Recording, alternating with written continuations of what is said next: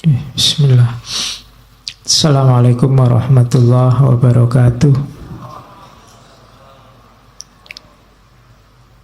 Bismillahirrahmanirrahim. Alhamdulillahirabbil alamin. Wa bihi nasta'inu ala umurid dunya waddin. Allahumma sholli wa sallim wa barik ala habibina wa syafi'ina Sayyidina wa maulana Muhammadin wa ala alihi wa ashabihi wa man tabi'ahum bi ihsanin ila yaumiddin. Bismillah. Mari kita lanjutkan ngaji kita malam hari ini. Contoh egaliter lagi. Umar ini khalifah, tapi dekat sama pembantu-pembantunya. Itu cerita panjang, itu silahkan dibaca sendiri. Jadi satu ketika Umar ini situasinya panas, terus minta tolong pembantunya, aku pingin tidur, nggak bisa tidur karena panas, mbok tolong aku dikipasi sama pembantunya, sampai Umar ketiduran. Tapi lama-lama ngipasi, pembantunya juga ikut ngantuk. Akhirnya pembantunya ikut ketiduran. Begitu pembantunya ketiduran, Umar bangun. Terus lihat pembantunya, kasihan sekali dia. Panas-panas gini tidur. Kalau saya tadi kan dikipasi, akhirnya kipasnya diambil gantian. Umar yang ngipasi pembantunya. Begitu pembantunya sadar, wah dia ndak enak luar biasa, minta ampun-ampun. Tapi terus kata-katanya Umar, loh engkau ini kan manusia sepertiku. Engkau merasakan panas sebagaimana aku juga merasakannya. Aku hanya ingin membuatmu nyaman dengan kipas ini, sebagaimana engkau membuatku nyaman. Jadi raja sama, ya kalau sekarang mungkin ajudan-ajudannya. Jadi sifatnya egaliter, setara. Toh tidak jadi hina kan, meskipun seorang khalifah ngipasi pembantunya. Orang justru menganggapnya mulia. Tidak masalah. Jadi itu karakter yang ingin dikembangkan oleh Umar bin Abdul Aziz. Orang kecil akhirnya semakin hormat sama beliau. Maka cari pemimpin yang egaliter. Berarti apa? Orang dari kelompok apapun, suku apapun, agama manapun diperlakukan setara. Terus tawadhu. Tawadhu itu rendah hati. Cirinya orang tawadhu apa? Tidak ingin terkenal. Tidak ingin menonjolkan diri. Jadi tawadhu itu bukan yang kalau jalan terus sambil nunduk-nunduk. Nggak. Kamu kan sering kalau ada orang jalan, permisi ya sambil nunduk. Wah tawadhu sekali. Belum. Jadi tawadhu itu ketika orang tidak mau menonjolkan diri. Tidak menyombongkan dirinya, itu tawadhu namanya. Bisa sih tapi ya nggak pamer-pamer. Nggak ada perlunya ditunjuk-tunjukkan. Ya kalau memang butuh ya ditunjukkan. Tapi kalau enggak ya enggak usah tak pamerin. Nah, itu namanya tawadhu. Kalau sekedar gitu aja kecil, tapi ya enggak usah tak tunjukin lah. Buat apa sih dipamer-pamerkan? Nah itu orangnya namanya tawadhu. Satu ketika Umar itu khutbah. Umar ini dikenal orasinya bagus, pinter. Kalau ngomong misalnya tentang siksa neraka, banyak orang nangis. Nah, satu ketika beliau ini khutbah Idul Fitri. Mungkin karena khutbahnya sangat indah, banyak jamaah yang terharu, terhanyut, beberapa nangis. Nah, Umar ini lihat, ini jamaah kok sama nangis semua. Tiba-tiba dia berhenti. Terus khutbahnya ditutup. Padahal itu masih setengah jalan. Terus ada seorang pejabat istana tanya, Amirul Mukminin, khutbah Anda itu kan membuat semua jamaah nangis, terharu. Mereka ingin mendengar kelanjutannya. Kenapa tiba-tiba Anda berhenti? Aku tidak suka disanjung-sanjung dan dibangga-banggakan. Nanti kalau aku pulang mesti orang-orang bilang, wah khalifah khutbah sip. Ya kan? Kalau hari ini sudah di-share kemana-mana sudah khutbahnya. Nah itu makanya enggak, ini kok orang mendengarkan khutbahku sampai segitunya, ini harus berhenti ini, nanti dipuji-puji aku. Itu Umar. Jadi kalau saya tiru sekarang, lu kamu kok lihat aku ngaji segitunya, ini harusnya berhenti ini.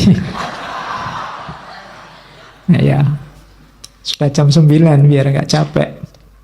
Oke, jadi rakyatnya sangat cinta pada Umar sampai ada yang satu ketika, Umar, saya akan berusaha besok kalau engkau meninggal, akan kita usahakan dimakamkan dekat makam Rasulullah. Tapi Umar menjawab, enggak.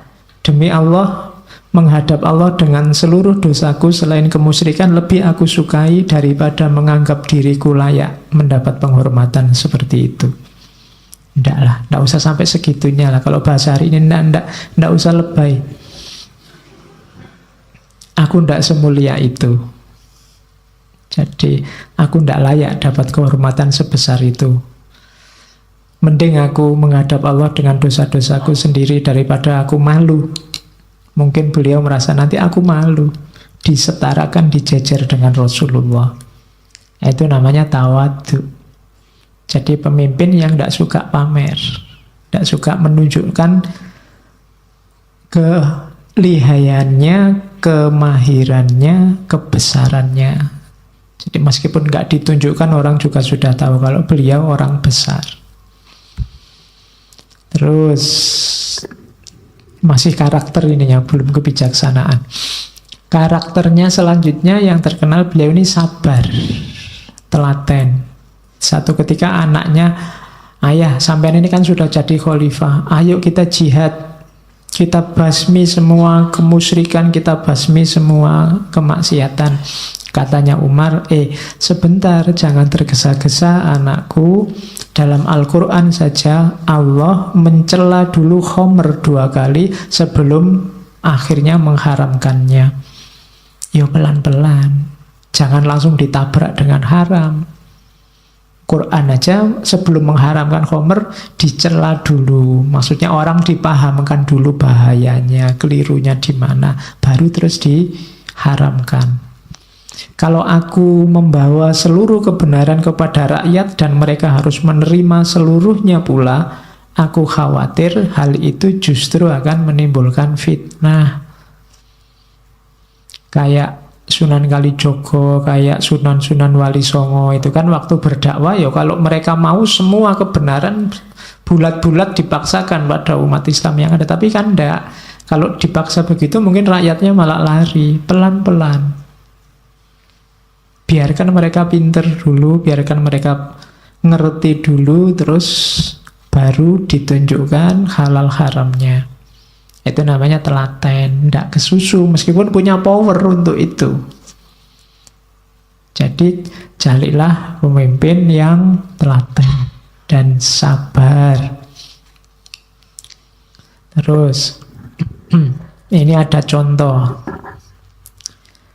Jadi satu ketika anaknya menghadap lagi sama Umar, namanya Abdul Malik. Wahai Amirul Mukminin, sampean ini kok lambat ya? Jawaban apa yang engkau persiapkan di hadapan Allah di hari kiamat nanti seandainya Allah menanyakan padamu, mengapa engkau melihat kesesatan tapi tidak membasminya, dan engkau melihat sunnah tapi engkau tidak menghidupkannya di tengah masyarakat? Jawabannya Umar, semoga Allah mencurahkan rahmatnya kepadamu, semoga Allah memberikan ganjaran atas kebaikanmu, wahai anakku. Sesungguhnya kaummu melakukan perbuatan dalam agama ini sedikit demi sedikit. Jika aku melakukan pembasmian terhadap apa yang mereka lakukan, maka aku tidak merasa aman bahwa tindakanku itu akan menimbulkan bencana dan pertumpahan darah. serta mereka akan menghujatku. Demi Allah, hilangnya dunia bagiku jauh lebih ringan daripada munculnya pertumpahan darah yang disebabkan oleh tindakanku. Jadi ini menghadapi banyak aliran-aliran. Ada yang dianggap sesat, ada yang dianggap lurus, ada yang dominan, ada yang pinggiran. Anaknya tidak telaten, mbok sudah kita punya kekuasaan. Sikat saja semua yang kelihatannya maksiat, sesat. Wong kita punya tentara banyak, apa susahnya nyerbu mereka, bikin undang-undang yang melarang-larang mereka. Nah, jawabannya Umar, sebentar anakku, ya kamu orang baik sih ya, pikirannya simpel begitu. Ya kan gitu bahasa kasar Umar. Jadi rakyat itu macam-macam, tidak bisa sesederhana itu. Kalau tiba-tiba dipaksakan, tiba-tiba dilarang, kemungkinan bisa pertumpahan darah. Muncul fitnah yang tidak karu-karuan. Kalau cuma mengenai aku sebagai raja, tidak masalah. Tapi kalau gara-gara keputusanku, tindakanku, terus umat saling menumpahkan darah, aku tidak bisa. Karena Allah pasti murka dengan itu. Itu yang saya sebut beliau telaten. Bukan berarti yang salah terus dibenarkan, tidak. Ya, diubah, tapi pelan-pelan. Manfaatkan jalur yang lembut, jangan jalur keras. Karena yang terjadi nanti bisa bunuh-bunuhan, pertumpahan darah sesama muslim. Mengingatkan, meluruskan iya, tapi dengan cara yang baik, pelan-pelan. Nah itu cari pemimpin yang model begini, yang berkarakter ini, adil. Kalau ini saya tidak perlu cerita, semua orang yakin bahwa beliau ini orang yang adil. Saya bawa satu cerita itu. Jadi satu ketika khalifah ini ke Mekah untuk pokoknya kalau bahasa sekarang belusuan. Ya, belusuan ke Mekah. Terus nyari ada masalah apa, kalau ada masalah diselesaikan. Terus mau pulang lagi ke Damaskus. Dinasti Umayyah ibu kotanya di Damaskus. Ya, Damaskus itu ya kalau sekarang Suriah yang hancur itu. Dulu orang menyebutnya Syam. Sebelum Islam datang, ini ibu kotanya Romawi Timur. Jadi Dimaski, Damaskus, Damsyik nama yang sama, atau Syam, atau sekarang jadinya Suriah.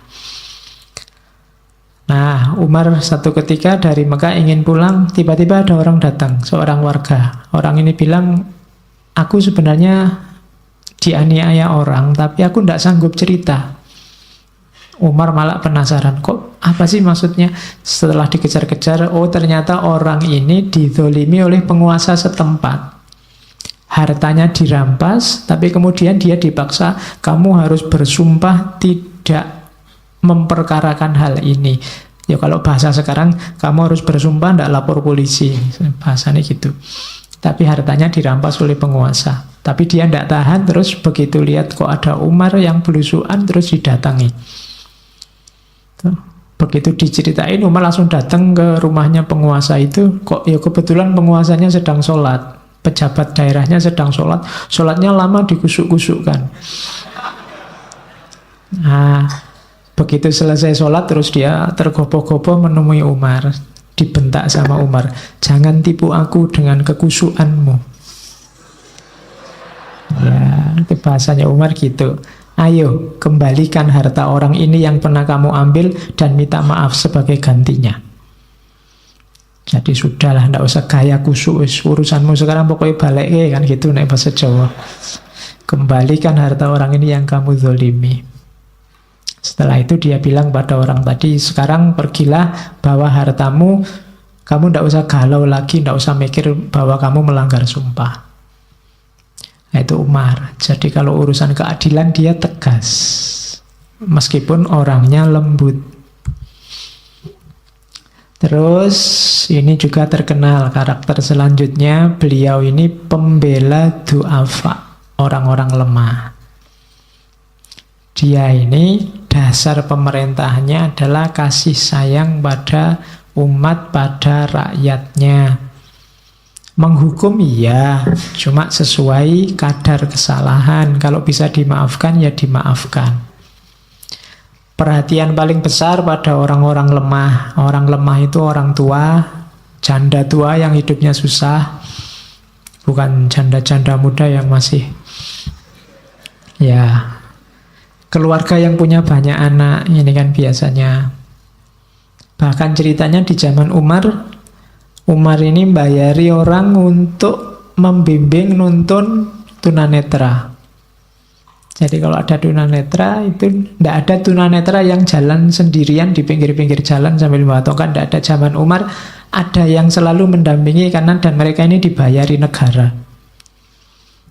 Itu zaman Umar bin Abdul Aziz. Terus setiap kali ada peperangan mau diwanti-wanti jangan sampai menyakiti, membunuh wanita, anak-anak, tawanan dan seterusnya. Ini sudah lazim etika perangnya Islam. Tawanan juga diperlakukan yang baik. Tawanan termasuk golongan orang yang lemah. Dan para tawanan ini bebas menggunakan harta pribadinya. Kok kebetulan tawanan ini simpanannya banyak, ya tidak apa-apa menggunakan simpanannya.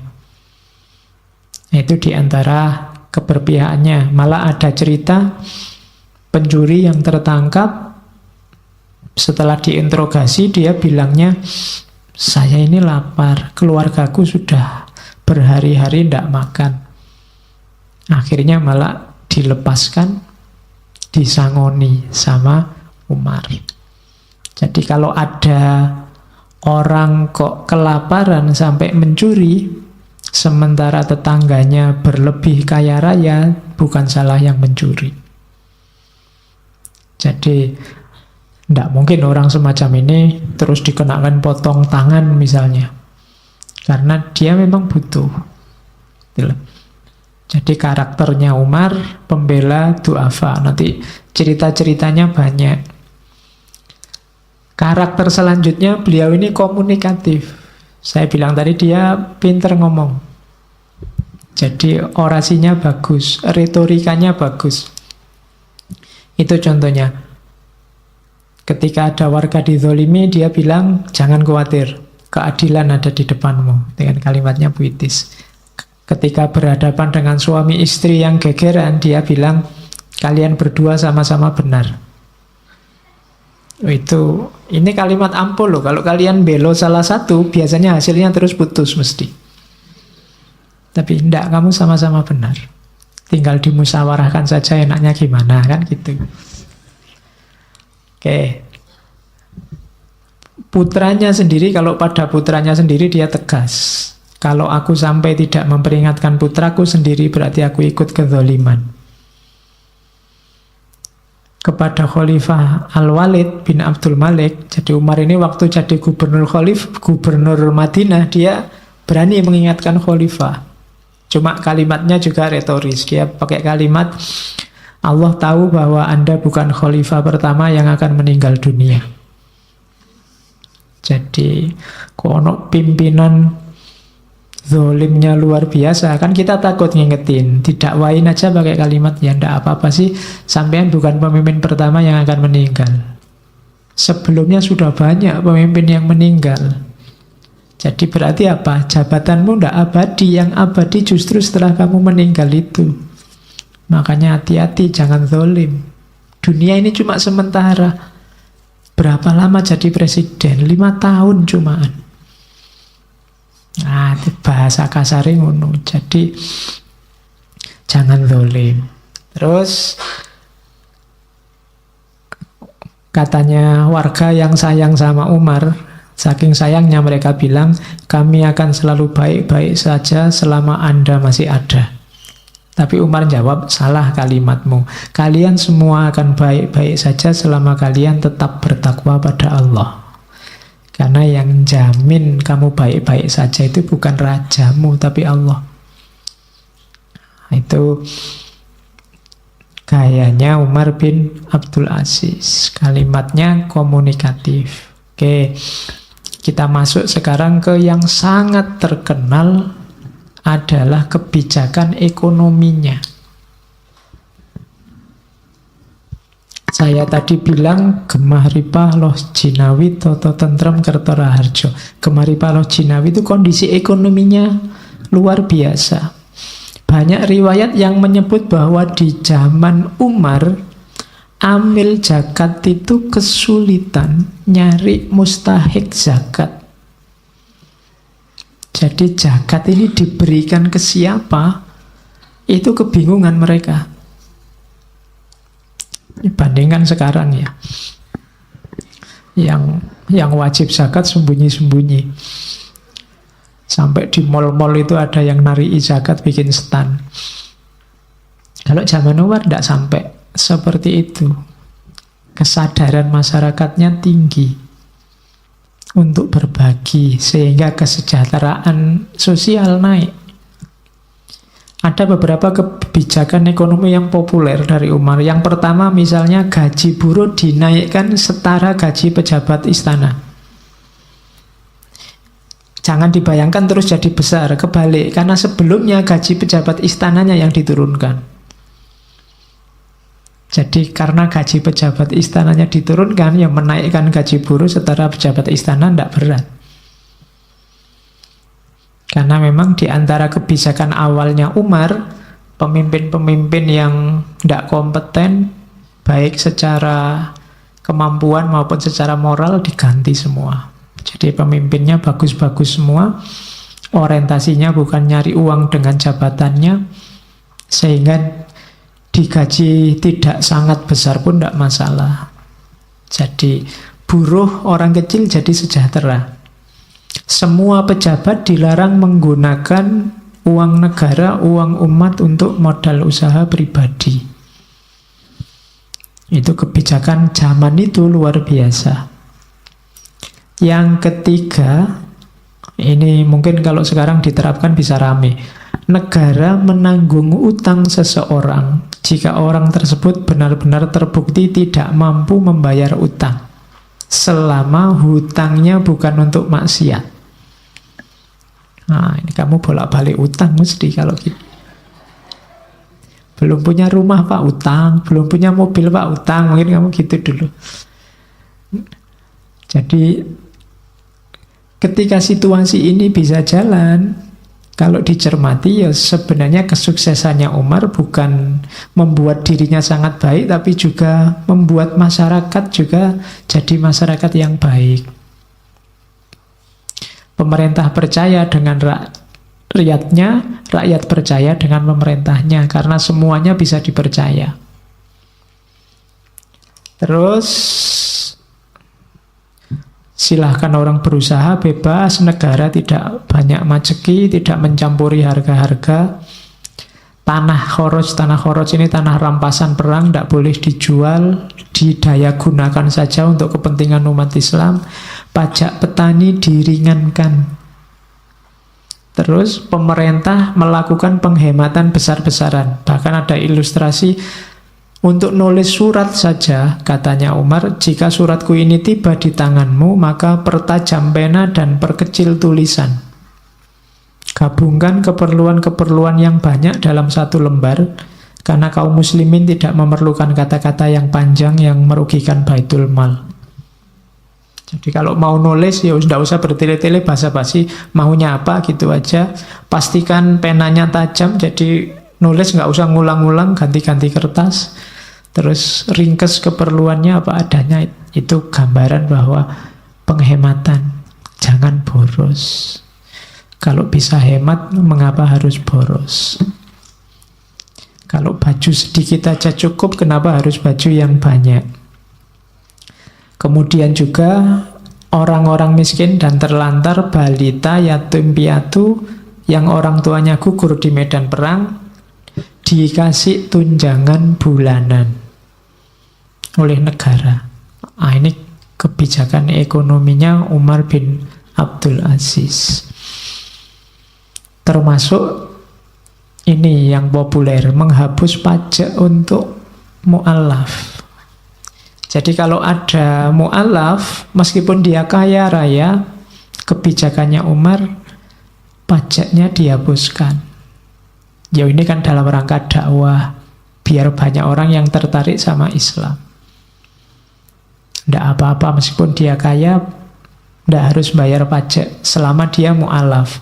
Banyak gubernur yang keberatan, karena di wilayah yang dia kuasai, itu banyak orang-orang semula non-muslim, dia dapat pajak besar. Sekarang mereka pindah masuk Islam.